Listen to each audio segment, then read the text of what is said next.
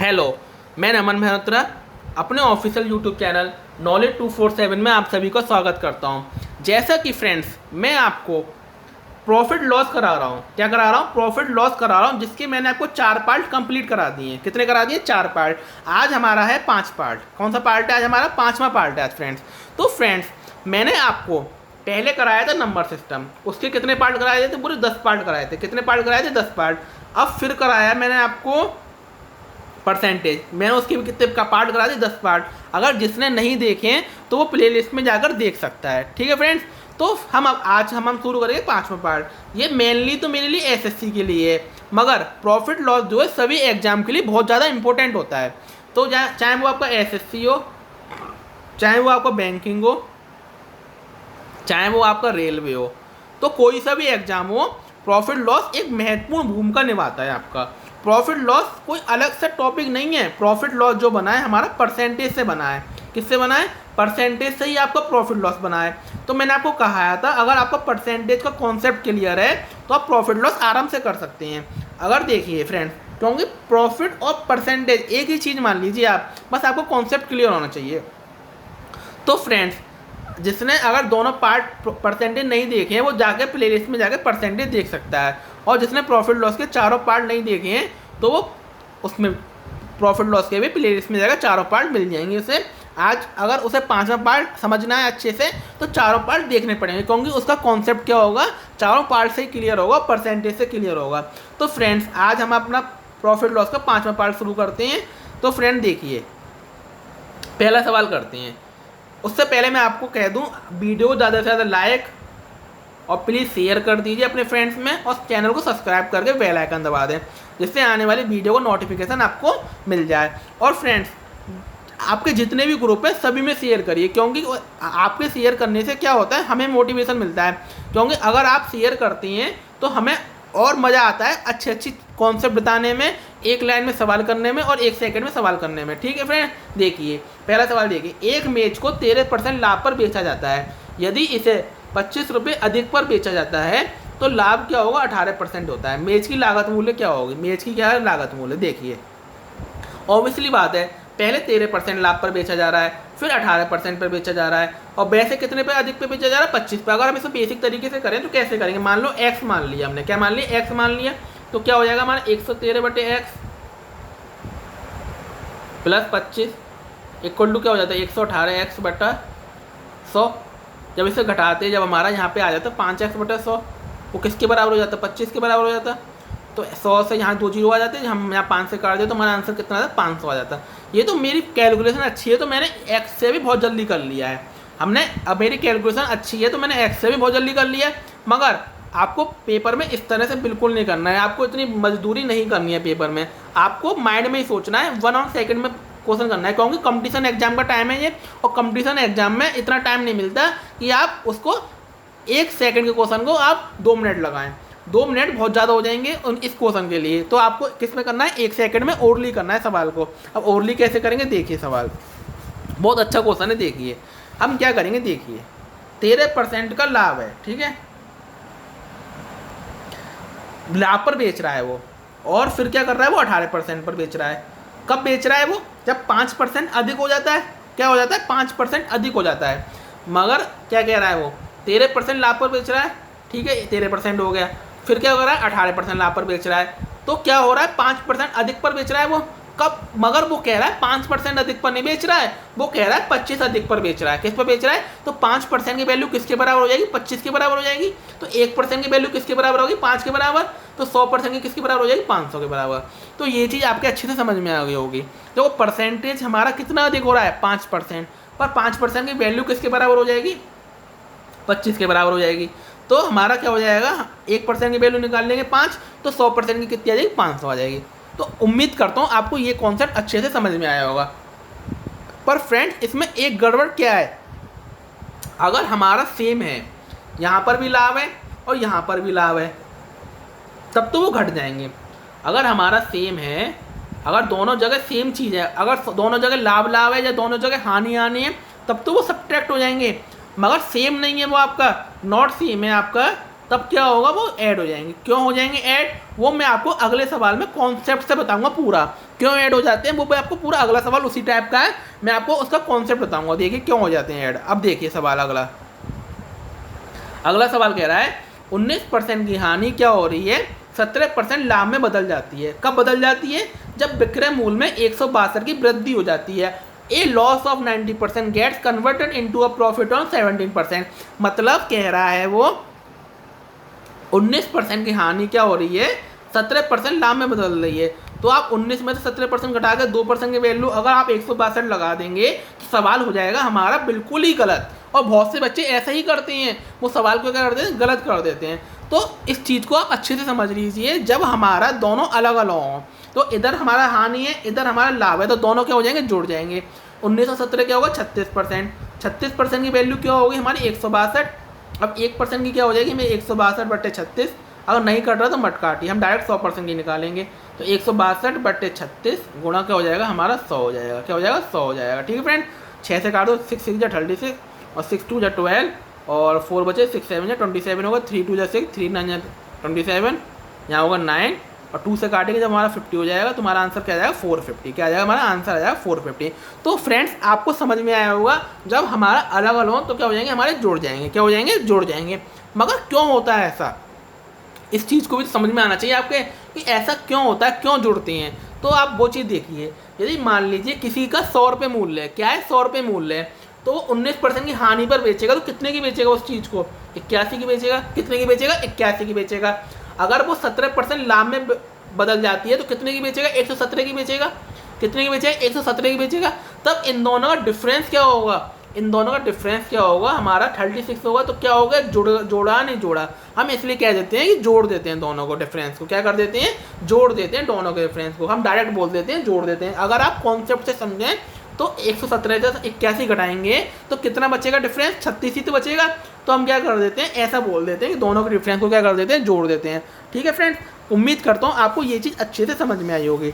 और देखो फ्रेंड्स, जब दोनों जगह सेम होता है, मान लीजिए 4% का लॉस हो रहा है पहले किसी चीज़ पर, फिर 5% का लॉस हो रहा है, तो 4% का लॉस हो रहा है तब कोई चीज़ 96 की होगी, और 5% का लॉस हो रहा है तो कब वो चीज़ कितनी होगी, 95 की होगी। तब आता है 1%। तो फ्रेंड्स इस चीज़ को आप अच्छे से समझ लीजिए, अपने आपको कॉन्सेप्ट 100% क्लियर होगा इस चीज़ से आपको। ठीक है, अगला सवाल देखिए। 25 संतरे बेचने पर एक दुकानदार को 5 संतरों के विक्रय मूल्य के बराबर लाभ होता है, उसके लाभ का प्रतिशत ज्ञात कीजिए। देखो फ्रेंड, इस टाइप का सवाल मैं आपको करा चुका हूँ, मगर मेरे पास बहुत सारे फ्रेंड्स का व्हाट्सएप पे आया था कि हमें इस टाइप के सवाल अच्छे से समझ में नहीं आए, तो मैं आपको 4 सवाल इस टाइप के लेके आया हूँ, चारों टाइप के जो एग्जाम में अक्सर आते हैं। अक्सर क्या, हर बार एक ना एक क्वेश्चन जरूर पूछ लेगा, रेलवे में पूछ लेगा, एसएससी में पूछ लेगा, चाहे बैंक में पूछ लेगा, जरूर पूछ लेता है इस टाइप के सवाल को। तो कैसे करेंगे देखिए। 25 संतरे बेचने पर दुकानदार को 5 संतरों के विक्रय मूल्य के बराबर क्या हो रहा है, लाभ हो रहा है। ठीक है, मैंने आपको बताया था विक्रय मूल्य के बराबर क्या हो रहा है, लाभ हो रहा है। तो किसके बराबर लाभ हो रहा है, विक्रय मूल्य के। तो वही हमारा क्या हो जाएगा 25 ही हमारा क्या हो जाएगा विक्रय मूल्य। तो हमारा एसपी कितना हो गया, 25 हो गया। एसपी कितना हो गया, 25 हो गया। अब 5 संतरों के विक्रय मूल्य के बराबर लाभ हो रहा है, तो प्रॉफिट हो गया 5। तो हमारा सीपी क्या हो जाएगा, हमारा सीपी क्या हो जाएगा 20 हो जाएगा। क्यों हो जाएगा 20, आप खुद सोचिए, कोई चीज़ 20 रुपये की है, 5 रुपये का प्रॉफिट ले रहा हूँ उस पर, तभी तो मैं 25 की बेचूंगा। कोई चीज़ 20 रुपये की है, 5 का प्रॉफिट ले रहा हूँ, तभी तो मैं 25 की बेचूंगा। बस सवाल में यही चीज़ है मेन, सवाल में यही चीज़ मेन है। अगर आपने इतना सोच लिया प्रैक्टिकली तो सवाल में कुछ भी नहीं बचा, सवाल में आपका कुछ भी नहीं बचा, बस आपको इतना ही सोचना है। तो सवाल खत्म हो गया हमारा। अब हमारा प्रॉफिट कितना आ जाएगा, 5 का। प्रॉफिट कितना आ जाएगा 5 का, ऊपर प्रॉफिट आता है, नीचे क्या आएगा सीपी। सीपी कितना है 20, गुणा क्या हो जाएगा 100। तो 20 से काट देंगे 5 बार तो हमारा आ गया 25% का क्या आ गया, हमारा प्रॉफिट आ गया। तो फ्रेंड्स उम्मीद करता हूँ आपको ये चीज़ अच्छे से समझ में आई होगी फ्रेंड्स। मगर आपको अगर ये चीज़ समझ में नहीं आ रही है तो आपको एक चीज़ मैं आपको लर्न करा देता हूँ। आपको मतलब फॉर्मूला टाइप का नहीं है, इसी चीज़ से वो चीज़ बनी है। देखिए, जब बोले वो विक्रय मूल्य की बात, विक्रय मूल्य के बराबर है, कब, एसपी के बराबर है। ठीक है, उस कंडीशन में क्या होगा आपका, जब बोले वो एसपी के बराबर है तो उस कंडीशन में आपका क्या होगा, देखिए परसेंटेज प्रॉफिट का है वो आपका, तो क्या होगा एसपी ऊपर, सॉरी प्रॉफिट ऊपर आ जाएगा, नीचे आ जाएगा SP minus profit multiply by 100। क्या आ जाएगा, प्रॉफिट ऊपर, नीचे आ जाएगा SP minus profit multiply by 100। इस सवाल में हमने यही तो किया है, मगर परसेंटेज प्रॉफिट की बात करें तब, परसेंटेज लॉस की बात करें, पर हमारा होना चाहिए विक्रय मूल्य के बराबर ही। जब विक्रय मूल्य के बराबर है तब दोनों चीज़ कैसे निकलती हैं, विक्रय मूल्य के बराबर है तो ऊपर आ जाएगा प्रॉफिट, अगर परसेंटेज प्रॉफिट निकालना है तो नीचे S P minus profit multiply by 100, profit है तो माइनस प्रॉफिट, और लॉस है तो लॉस ऊपर S P plus loss multiply by 100। तो फ्रेंड्स आपको ये चीज़ अच्छे से समझ में आ गई होगी। अगर विक्रय मूल्य के बराबर है तो परसेंटेज प्रॉफिट कैसे निकालेंगे, profit upon S P minus profit multiply by 100। अगर आप इस फॉर्मूले को याद, मैं आपको याद करने की सलाह नहीं दे रहा हूँ, मैं याद करने की बिल्कुल सलाह नहीं दूंगा, क्योंकि फॉर्मूले अक्सर एग्जाम में भूल जाते हैं हम। मगर अगर आपको कॉन्सेप्ट क्लियर है, आप प्रैक्टिकली सोच रहे हैं, तो आप उस चीज़ को अच्छे से कर सकते हैं। तो देखिए फ्रेंड्स, मैंने इसको ऐसे ही तो किया, 5 का लाभ हो रहा है, 5 आ गया, नीचे क्या आएगा S P minus profit, profit में एस पी माइनस प्रॉफिट, 25 में तो 5 जाएंगे, 20 बचेंगे, गुणा 100, 25 पंजे 100, हमारा आ गया 25%। तो फ्रेंड्स मैं आपको याद करने की सलाह नहीं दूंगा, क्योंकि आप अक्सर भूल जाएंगे एग्जाम में। मगर जिसके समझ में नहीं आ रही है ये चीज़, तो मैं आपको वहीं से मैंने आपको फॉर्मूला बना दिया है, ठीक है। अगला सवाल देखिए, अगला सवाल है 25 संतरे बेचने पर एक दुकानदार को 5 संतरों के विक्रय मूल्य के बराबर क्या हो रही है, हानि हो रही है। क्या हो रही है, विक्रय मूल्य के बराबर हानि हो रही है विक्रय मूल्य, अब क्या हो रही है, उसे हानि हो रही है। क्या हो रही है, हानि हो रही है। तो मैंने हानि के लिए क्या बताया आपको, मैंने loss upon S P plus loss multiply by 100।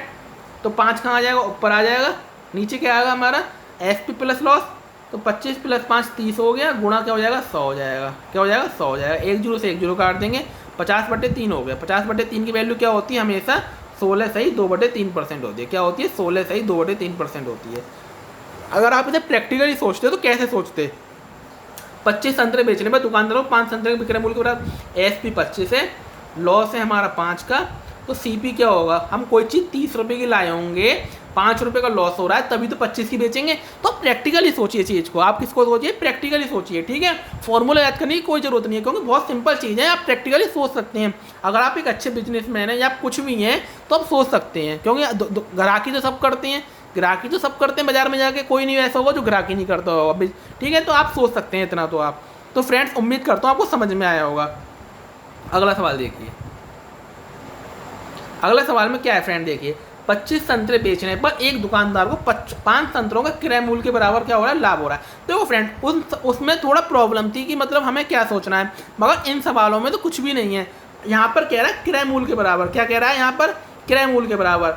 अगर क्रय मूल्य के बराबर कह दे और परसेंटेज प्रॉफिट निकालने को कह दे तो कुछ भी नहीं है, प्रॉफिट ऊपर नीचे सी पी मल्टीप्लाई बाई 100, और परसेंटेज लॉस कह दे तो लॉस ऊपर नीचे सी पी मल्टीप्लाई बाई 100। अगर ऐसा अगर बोल दे तो कुछ भी नहीं है, तो क्रय मूल्य के बराबर कह दे तो बहुत सिंपल है।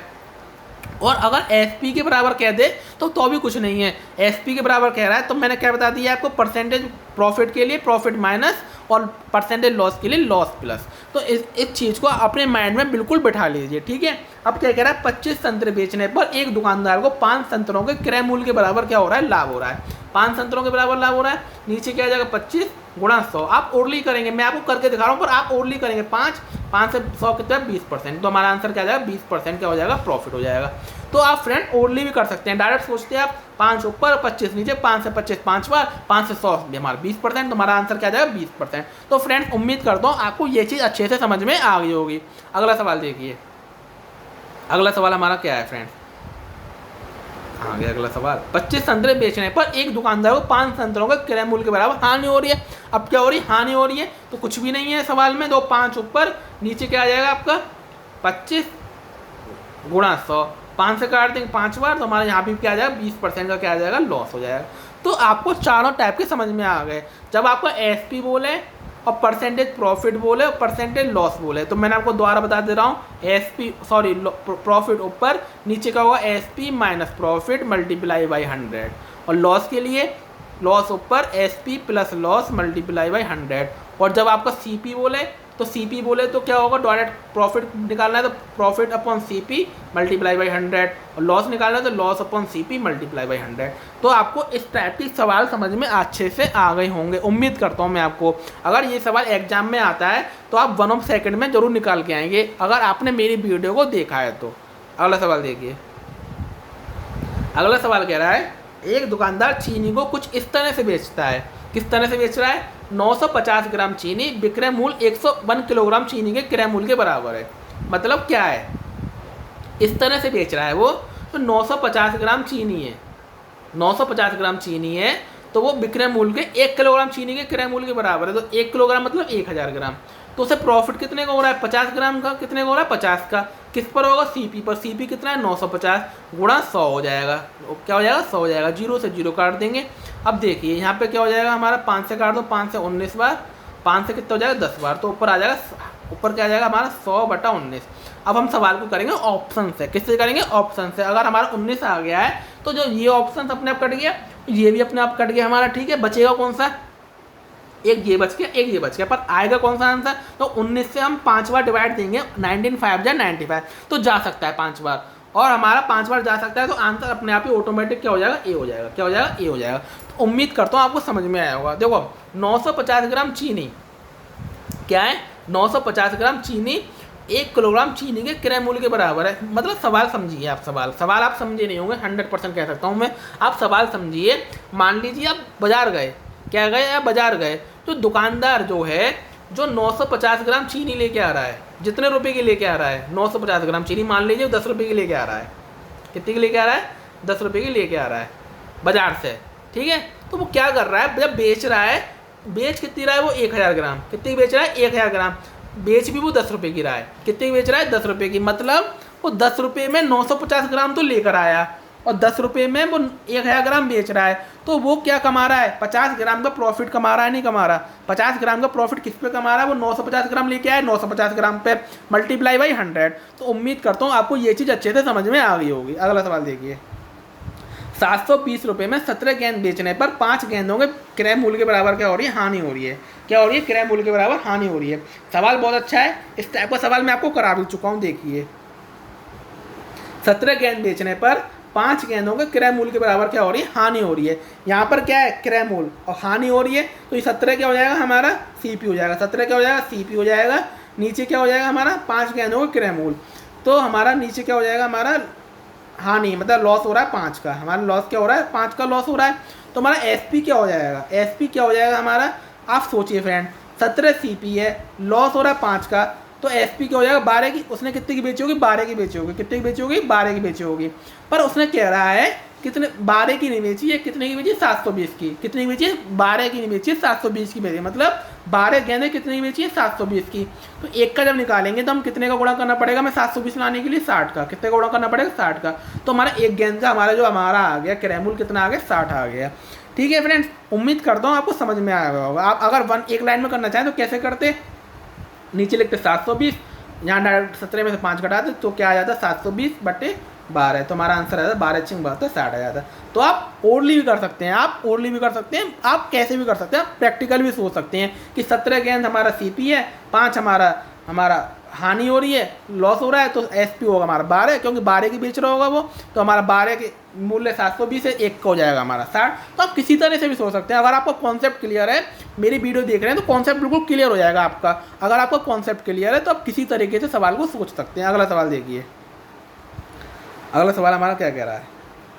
1 रुपये में 12 टॉफियाँ बेचने पर दुकानदार को 20% की क्या हो रही? हानि होती है। बताइए कि वे 1 रुपये में कितनी टॉफियाँ बेचेंगे 20% का लाभ हो? देखिए फ्रेंड, इसको हम रेशियो से करेंगे। 20% की हानि हो रही है मतलब 80, 20% की हानि हो रही है मतलब 80, और 20% का लाभ हो रहा है मतलब 120। इसे रेशियो में बदल लो, 0 से 0 काट दो, 2 4 जा 8 हो गया, 2 5 2 6 जा क्या होगा? 12 होगा, 2 से द्वारा 2 3 जा, ठीक है, हमारा क्या होगा? 2:3 हो गया। अब वो कह रहा है 12 टॉफी बेचने पर बेच कितनी रहा है वो? 3। 12 टॉफी बेचने पर बेच कितनी रहा है? एक्चुअल में कितनी बेच रहा है? 12। तो 3 से 12 कितने गुना है? हम अगर 3 में 4 का गुना करें तभी तो 12 आएगा। तो जब हम इसमें 4 का कर रहे हैं तो इसमें भी हमें क्या करना पड़ेगा? 4 का गुना। तो हमारा आंसर क्या आ जाएगा? 8 आ जाएगा। क्या आ जाएगा? 8 आ जाएगा। तो फ्रेंड्स, उम्मीद करता हूँ आपको ये चीज़ अच्छे से समझ में आ गई होगी। आप खुद सोचिए, कोई दुकानदार है 12 टॉफियाँ बेच रहा है, तो उसे 20% की हानि हो रही है, तो उसे अगर लाभ कमाना है तो टॉफियों को कम करना पड़ेगा, तो हमारा आंसर क्या हो जाएगा? 8 आ जाएगा। क्या आ जाएगा? हमारा आंसर कितना हो जाएगा? 8 आ जाएगा। तो उम्मीद करता हूँ आपको समझ में आया होगा सवाल। अगला सवाल देखिए। एक फल विक्रेता बाई में एक्स अमरूद खरीदता है। क्या करता है? बाई में एक्स अमरूद खरीदता है और एक्स में वाई अमरूद बेचता है। तो अगर एक्स बड़ा है बाई से तो उसे हुआ। ये सवाल सीजीएल का सवाल है। किसका सवाल है? सीजीएल मेंस में आया हुआ सवाल है आपका ये, और इसे हम मुश्किल से 5 सेकंड में कर देंगे। अगर किस में कर देंगे? 5 सेकंड में। तो कैसे करेंगे सवाल को देखिए, आप समझिए, अच्छे से देखिए। अगर देखिए मैंने आपको बताया इसमें क्वांटिटी को क्या करना पड़ता है? सेम करना पड़ता है। हमें क्वांटिटी क्या करनी पड़ती है? सेम करनी पड़ती है। मान लीजिए क्वांटिटी है, ये रुपीज़ है आपकी, ये रुपीज़ है, ये क्वांटिटी है, ठीक है। पहले क्वांटिटी कितनी है? वाई में एक्स अमरूद खरीद रहा है, रुपये तो वाई हैं आपके, रुपये तो वाई हैं, और यहाँ पे क्या कर रहा है? एक्स अमरूद खरीद रहा है, ठीक है। सॉरी, इस तरह से लिख लें, क्वांटिटी, क्वांटिटी यहाँ पर और रुपीज़ यहाँ पर लिख रहा है, ठीक है। पहले क्या कर रहा है? वाई में एक्स अमरूद खरीद रहा है, कितने रुपये में? पहले वाई रुपीज़ में कितने खरीद रहा है? एक्स खरीद रहा है। फिर क्या कर रहा है? वो रुपीज़ एक्स में वाई अमरूद बेचता है, रुपीज़ एक्स में वाई अमरूद बेचता है, एक्स रुपीज़ खाएंगे हम यहाँ पर, और वाई अमरूद बेच रहा है। अब हमें क्वांटिटी क्या करनी है? बराबर करनी है। क्वांटिटी हमें क्या करनी पड़ेगी? बराबर करनी पड़ेगी क्वांटिटी। जब हम क्वांटिटी बराबर करेंगे तो यहाँ पर हम क्या करेंगे? वाई का मल्टीप्लाई, तो यहाँ पर भी हमें क्या करना पड़ेगा? वाई का मल्टीप्लाई। और जब हम यहाँ पे करना पड़ेगा एक्स का मल्टीप्लाई, तो यहाँ पर भी क्या करना पड़ेगा? एक्स का मल्टीप्लाई। अब हमारी क्वांटिटी बराबर हो गई, यहाँ भी एक्स वाई हो गई, यहाँ भी क्या हो गई? एक्स वाई हो गई। अब फ्रेंड कह रहा है एक्स जो हमारा क्या है? वाई से बड़ा है, मतलब एक्स, ये सी पी है हमारा, ये हमारा एस पी है, मतलब एस पी बड़ा है सी पी से। तो ऑब्वियसली क्या होगा? आप खुद बताइए, एस पी बड़ा है सी पी से, तो क्या होगा? आपका प्रॉफिट होगा। क्या होगा? प्रॉफिट होगा। प्रॉफिट कितने का हो जाएगा हमारा? ये हो गया एक्स स्क्वायर, ये हो गया वाई स्क्वायर। तो X square minus Y square ऊपर आ जाएगा, नीचे क्या आएगा आपका? नीचे क्या आएगा? C P. सी पी कितना है आपका? वाई। सी पी कितना है? X Y. कितना है आपका? X Y. तो नीचे क्या आ जाएगा हमारा? एक्स वाई आ जाएगा। क्या आ जाएगा हमारा? X Y. Sorry friend, C P कितना है? Y square. तो नीचे क्या आ जाएगा हमारा? वाई स्क्वायर आ जाएगा। क्या आ जाएगा? Y square. हमारा आंसर क्या हो गया? X square minus Y square upon Y square का गेन। तो हमारा आंसर क्या हो जाएगा? B option. उम्मीद करता हूँ आपको ये चीज़ अच्छे से समझ में आई होगी। मैं आपको पहले ही बता चुका हूँ, क्वांटिटी को क्या करना पड़ता है? सेम करना पड़ता है। क्वांटिटी को क्या करना पड़ता है? सेम करना पड़ता है, तभी तो हम निकाल सकते हैं। अगर हमारी क्वांटिटी अलग अलग है तो हम प्रॉफिट और परसेंटेज गेन कैसे निकाल सकते हैं? तो ये थे हमारे आज के सवाल। उम्मीद करता हूँ आपको आज के सवाल अच्छे से समझ में आ गए होंगे। अगर आपको वीडियो अच्छी लगी है तो वीडियो को क्या करिए? लाइक करिए, शेयर करिए और सब्सक्राइब कर लिए। आज मैं आपको जाते जाते एक ट्रिक बताऊंगा। क्या बताऊंगा? एक ट्रिक बताऊंगा, मल्टीप्लाई ऑफ 9। मतलब मैं आपको 9, अगर 99 आए किसी भी मल्टीप्लाई में, तो आपको उसकी ट्रिक बताऊंगा आज मैं। देखिए, मान लीजिए लिख रहा है आपका 99 मल्टीप्लाई 99 लिख रहा है, ठीक है। तो हम इस सवाल को कैसे करेंगे? जल्दी, हमें जल्दी करना है, तो हम कैसे करेंगे? देखिए, आप अगर वैसे भी कर सकते हैं, 100 माइनस 1, इससे क्या लिखेंगे? 100 माइनस 1, तो ए स्क्वायर माइनस बी स्क्वायर लगाएंगे। तो इससे हमें नहीं करना, ये हो गया हमारा पुराना मेथड। क्या हो गया? हमारा पुराना मेथड हो गया। अब हमें करना है स्मार्ट तरीके से। तो हम कैसे करेंगे? देखिए, इसमें से एक कम कर दीजिए, 99 में से आप एक कम कर दीजिए, तो क्या आ जाएगा हमारा? 98 आ जाएगा। कितना आ जाएगा? 98 आ जाएगा। अब क्या करेंगे? 98 में से 99 में से 98 को क्या कर दिए? माइनस कर दीजिए। तो 9 में से 9 को माइनस करा, क्या आ गया? 0। और 9 में से 8 को माइनस कर दिया 1। तो हमारा आंसर क्या होगा? 9801। तो फ्रेंड्स, उम्मीद करता हूँ आपको ये चीज़ अच्छे से समझ में आ गई होगी। आप इससे कितने भी बड़े मल्टीप्लाई कर सकते हैं, मगर शर्त ये है आपका एक जगह 999 आना चाहिए। क्या आना चाहिए? 99 आना चाहिए। जब आप सिंप्लीफिकेशन करते हैं तो आपको बहुत जगह ऐसे मिल जाते हैं, क्योंकि एग्जामिनर जो होता है वो बच्चे का माइंड देखना चाहता है। बच्चे का माइंड देखना चाहता है कि वो देखना चाहता है बच्चे कितने जल्दी कर देंगे। आपको ऐसे थोड़ा 99 का 99 मल्टीप्लाई करेंगे फिर सॉल्व करेंगे।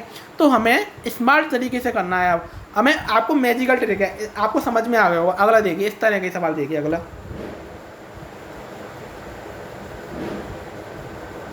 ठीक है, कितना भी बड़ा हो हमारा, ठीक है, इसमें से एक कम कर देंगे, क्या हो जाएगा? 998 हो जाएगा। अब 9 में से 9 जाएंगे, कितने बचेंगे? 0। 9 में से 9 जाएंगे 0, 9 में से 8 जाएंगे, कितने? हमारा आंसर आएगा 998001। आप कैलकुलेटर से करके देख सकते हैं, बिल्कुल सही होगा। मगर शर्त ये है, अगर यहाँ 3 संख्या है तो यहाँ भी 3 संख्या होनी चाहिए। आप सोच रहे होंगे कि सर एक जगह 999 है और दूसरी जगह कुछ और संख्या हो सकती है। बिल्कुल ले सकते हैं हम कुछ और संख्या। मान लीजिए हमें 21 का करना है 99 में। किसका करना है?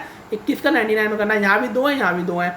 देखिए, 21 में से एक कम करेंगे 20 बचेगा। 9 में से 2 गए 7, 9 में से 0 गए 9। तुम्हारा आ गया आंसर 2079 है। तो आप कुछ भी ले सकते हैं। आप मान लीजिए ले लीजिए 123 मल्टीप्लाई 999, ठीक है। अब 123 में से एक कम करेंगे, क्या बचेगा? 122। तो इसमें से घटा देंगे, 9 में से 1 गए 8, 9 में से 2 गए 7, 9 में से 2 गए 7। तो हमारा आंसर आ गया A112877। तो उम्मीद करता हूँ आपको ये चीज़ अच्छे से समझ में आई होगी। अगर आपको अच्छे से समझ में आई तो लाइक कर दीजिए। मगर प्रॉब्लम तब आती है जब संख्या यहाँ पर 2 हो जाए और यहाँ पर हमारे 9 की संख्या बढ़ जाए। तो क्या करेंगे? देखिए, अगर हमारे यहाँ लो मान लें 21 है और यहाँ पर हमारा क्या है 999। अब प्रॉब्लम ये है, यहाँ पर 3 है, यहाँ पर कितनी है 2 है, तो हम क्या करेंगे, एक जीरो अपनी तरफ से बढ़ा लेते हैं, जितनी कम होती है उतने जीरो हम अपनी तरफ से बढ़ा लेंगे। तो यहाँ पर 021 हो गया। अब 21 में से एक कम करेंगे, कितना बचेगा, 20 बचेगा। कितना बचेगा, 20 बचेगा। जीरो तो हमें लगाना पड़ेगा, क्योंकि जीरो हमें लगाना पड़ेगा। अब हम यहाँ से घटाएंगे, 9 में से जीरो गए 9 बचे, 9 में से जीरो गए 9 बचे, 9 में से 2 गए 7 बचे, और 9 में से जीरो गए 9 बचे। तुम्हारा आंसर क्या आ गया, 20979। जीरो तो कोई वैल्यू नहीं है, तुम्हारा आंसर क्या है 20979। जीरो की वैल्यू तब है हमें जब संख्या को बराबर करना है, बाद में तो जीरो की कोई वैल्यू नहीं है, जब मल्टीप्लाई हो जाएगा। तो फ्रेंड्स उम्मीद करता हूँ आपको समझ में आया होगा। एक और देखिए आप, मान लीजिए यहाँ पर लिख रहा है 123 और यहाँ पे लिख रहा है 5 संख्या 9, 1 2 3 4 5, ठीक है। अब हम कैसे करेंगे देखिए, अब यहाँ 5 है, यहाँ पे 3 है, तो हमें 2 जीरो बढ़ाने पड़ेंगे। अब यहाँ से 123 में से 2 जीरो पहले लगा लें, 123 में से कम करेंगे तो कितने बचेंगे, 100 हमारा 22 बचा। और 9 में से जीरो गए 9 बचे, 9 में से जीरो गए 9 बचे, 9 में से 1 गए 8 बचे, 9 में से 2 जाएंगे 7 बचेंगे, 9 में 2 गए 7 बचे। तो हमारा आंसर क्या है 122 99877। तो उम्मीद करता हूँ आपको अच्छे से समझ में आ गई होगी ये चीज़। देखिए फ्रेंड, अगर यहाँ पर हमारा 121 है और यहाँ पर हमारा 99 है, तो हमें यहाँ पर बढ़ाना पड़ेगा, एक जीरो यहाँ पर बढ़ाना पड़ेगा। तो यहाँ से कितना कम हो जाएगा, 120 हो जाएगा। फिर हम जीरो में से एक बचाएंगे, कितना हमारा फिर घटाना पड़ेगा हमें पूरा। जीरो में से एक जाएंगे, कितने बचेंगे, नहीं जाएंगे, तो हमारा यहाँ हो जाएगा 10। 10 में से एक जाएगा, कितना बचेगा, 9 बचेगा। यहाँ कितने रहेगा 8, 8 में से 2 का 6 बचे, और 9 में से जीरो का 9 बचे। तो अगर किस तरह का सवाल आ जाए आपका, तो आप उम्मीद करता हूँ आप अच्छे से कर सकते हैं। तो फ्रेंड्स, अगर आपको मेरी वीडियो अच्छी लगी हुई, आपको सवाल समझ में आए होंगे, आपको ट्रिक समझ में आई होगी, तो वीडियो को ज़्यादा से ज़्यादा लाइक करिए। मैं आपको यही कहूँगा, आप वीडियो को ज़्यादा से ज़्यादा लाइक करा करें, शेयर करा करें, और सब्सक्राइब जरूर कर लें। आप हमारे चैनल पे आप सारे सब्जेक्ट पढ़ सकते हैं, चाहे वो आपका जीके हो, इंग्लिश हो, मैथ हो, रीजनिंग हो, तो सारे सब्जेक्ट चल रहे हैं। तो एक कंपटीशन एग्जाम की तैयारी के लिए बहुत अच्छा चैनल है, तो आप चैनल को ज़्यादा से ज़्यादा शेयर करें। Thanks for watching my video. कल हमारा पार्ट चलेगा 6, और शाम को आप कैलकुलेशन की वीडियो भी देखा करिए। आज मैंने आपको बहुत अच्छे सीजीएल क्वेश्चन की वीडियो ट्रिक्स बताई थी, आप अगर नहीं देखिए तो आप प्लेलिस्ट में जाकर, प्लेलिस्ट बन रही है ट्रिक्स के नाम से, तो आप वो देख सकते हैं। क्योंकि मैं उसमें आपको जो कॉन्सेप्ट तो सुबह क्लियर करा रहा हूँ आपको मैं, कॉन्सेप्ट अगर आप सिलेबस से तो सुबह करा रहा हूँ, मगर कुछ क्वेश्चन ऐसे होते हैं जो ट्रिक्स से हो जाते हैं हमारे, तो उन्हीं की ट्रिक्स में आपको, जो सीजीएल का क्वेश्चन जो बहुत ज़्यादा हार्ड होते हैं, उनकी ट्रिक्स बताता हूँ, जो 2 सेकंड में मेरे उसका नाम होगा 7 मिनट ट्रिक्स। क्या है, 7 मिनट ट्रिक्स। 7 मिनट में आपको इतना कुछ देकर जाऊंगा, रामबाण होगा आपके एग्जाम के लिए, रामबाण साबित हो जाएगा एग्जाम के लिए, कि आप एग्जाम आएगा तो उस टाइप का सवाल आएगा तो आप 2 सेकंड में कर दें। तो फ्रेंड्स, मेरी वीडियो पे देखते रहिए, चैनल को सब्सक्राइब करिए। Thanks for watching my video. मिलते हैं एक न्यू वीडियो के साथ।